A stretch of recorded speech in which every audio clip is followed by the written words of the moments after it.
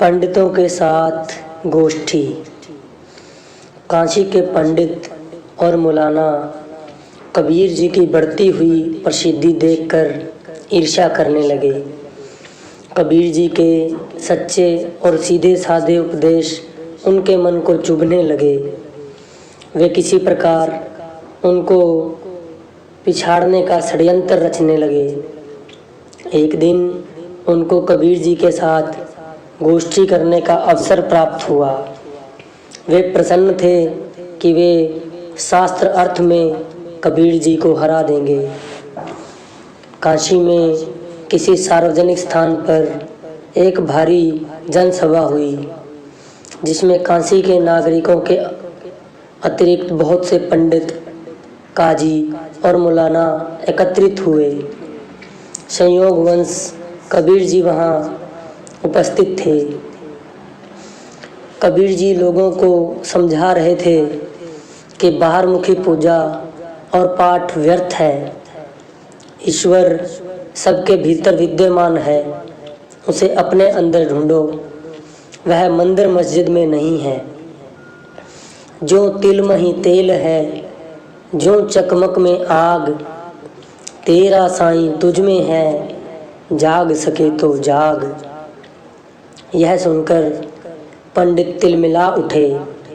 पंडितों ने कहा कि कबीर से प्रश्न किया और पूछा, बाहरमुखी पूजा से तुम्हारा क्या तात्पर्य है? बाहरमुखी पूजा से भाव है मूर्ति पूजा, पत्थरों की पूजा, पानी की पूजा, सूर्य की पूजा, वृक्षों की पूजा और अग्नि की पूजा। कबीर जी ने उत्तर दिया, मूर्ति पूजा तो हमारे पूर्वज भी करते आए हैं। मूर्तियों को पूजने से मन की इच्छाएं पूरी होती हैं। आप इस पूजा को बुरा क्यों कहते हैं? भाइयों, जो स्वयं डूब जाए वे आपको क्या पार लगाएंगी? मूर्तियां मनुष्य ने स्वयं पत्थर तराश कर बनाई हैं और मंदिरों में रखकर वह इनको भगवान समझकर पूजा करने लगा। यदि पत्थर की पूजा करने से हरि से मिलाप होता तो मैं छोटे पत्थर की अपेक्षा पहाड़ की पूजा करना पसंद करता। अरे महान पुरुषों, पत्थर से तो चक्की भली है जो आटा पीस कर सारे संसार को भोजन कराती है। चक्की किसी काम तो आती है। आप कहते हैं पाहन पूजे हरि मिले तो मैं पूजूं पहाड़, ताते यह चक्की भली पीस खाए संसार। तो फिर इसका अर्थ यह हुआ कि मूर्ति पूजा पत्थरों की पूजा है और इसका कोई लाभ नहीं। एक पंडित ने कहा, हाँ भाई, मनुष्य में 5 तत्व हैं।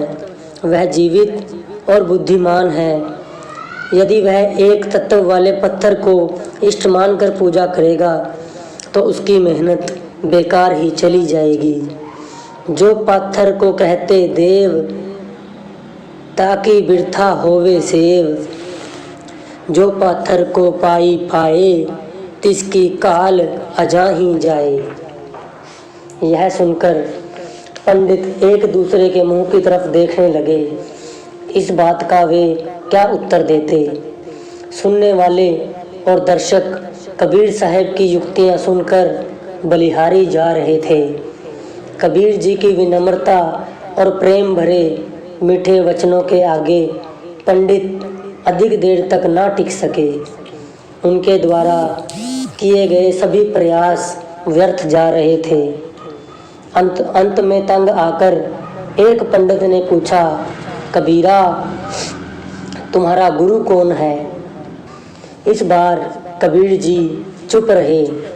उनकी चुप्पी को पंडितों ने अपनी जीत समझ लिया और गोष्ठी समाप्त हुई। लोग अपने अपने घरों को चले गए। इसके बाद पंडित कबीर को निगुरा कहकर उसकी निंदा करने लगे। गुरु धारण करना। कबीर जी ने सोचा, काशी में रहकर इन पंडितों और मौलानाओं के साथ चर्चा वार्ता तो करनी ही पड़ेगी। इसके लिए उन्होंने गुरु धारण करने का निश्चय कर लिया। काशी में उस समय स्वामी रामानंद जी बहुत प्रसिद्ध थे। वे बहुत बड़े धार्मिक नेता थे। वे किसी नीची जाति वाले मनुष्य को दर्शन नहीं देते थे। कबीर जी जो मुसलमान जुलाहे थे, स्वामी रामानंद जी उनको अपना शिष्य भला कब बनाते। कबीर रामानंद को अपना गुरु बनाना चाहते थे। उन्होंने एक उपाय सोचा। रामानंद जी रोज सुबह गंगा स्नान को जाया करते थे। एक दिन कबीर जी सुबह सुबह अंधेरे में जाकर घाट की सीढ़ियों पर लेट गए। जब रामानंद जी वहां आए तो उनका पांव कबीर के सिर को छू गया। रामानंद के मुंह से अचानक निकला, उठ बालक राम कह, राम कह बालक राम कह। कबीर जी ने स्वामी के चरणों में नमस्कार किया और गुरु वाले बनकर घर को लौटे। होई विकृत बनारसी रहिंदा, रामानंद गोसाई, अमृत वेले उठ के जांदा, गंगा नहावन ताई, अग्गों ही दे जाए के लम्हा पिया कबीरा ध्याई, पैरी तुम्बा उठा लिया, बोलो राम सिख समझाई, जो लोहा पारस छुए, चंदन वास नीम महकाई, पशु प्रेत देव का पूरे, सतगुरु दी वडियाई, और अचरज नु अचरज मिले, विस्मादे विस्माद मिलाई, चरना चरदा निर्गया, गुरमुख वाणी अखर कढ़ाई, राम कबीरा भेद न पाई। कबीर अब अपने को रामानंद का शिष्य कहने लगे। यह सुनकर पंडित जल उठे और स्वामी रामानंद के पास जाकर कहने लगे, स्वामी जी आप तो कहते हो कि आप किसी मलेच्छ को माथा नहीं टेकने देते, उधर मलेच्छ जुलाहा कबीर अपने को आपका शिष्य बताता है।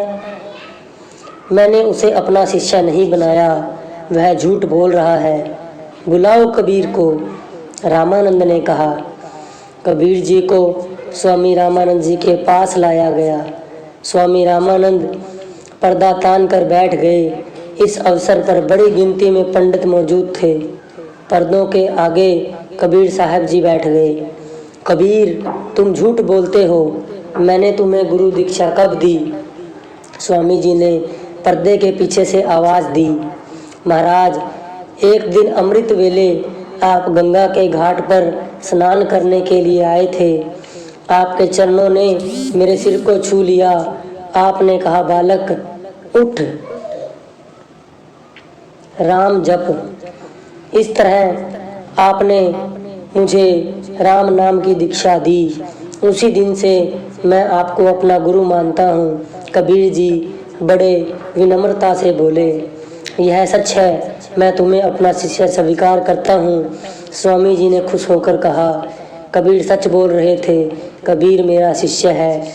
यह सुनकर पंडित आश्चर्यचकित रह गए।